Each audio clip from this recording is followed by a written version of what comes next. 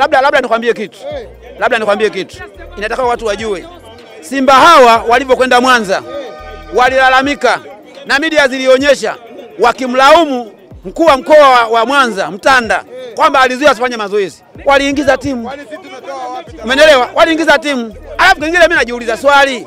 Hawa Simba kwa muda mfupi kabla hata masaa 24 hajafika wamekata rufaa na TFF imekubali kwamba mechi itapangwa siku nyingine. TFF inaharibu mpira wa Tanzania. Kuna watu wametumia gharama zao kutoka mikoani, wamelala Dar es Salaam wakisubiri mechi. Sawa? Umenielewa? Kuna watu leo wamekufa kwa sababu ya hii mechi. Hao ni umuhimu. Umenielewa? Alafu kingine kabla tunaongea sasa hivi, lakini najua TFF wameshatoa hukumu.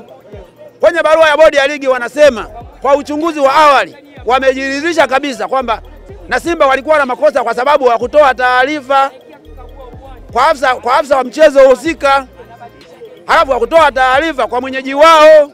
Sawa?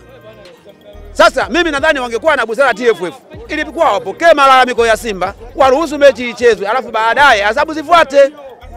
Bwana, hivi nani mwenye makosa ndugu yangu? Simba, Yanga ama nani? Nakushikia tu usijali. Yaani kuwa comfortable. Mwenye makosa ni mamlaka.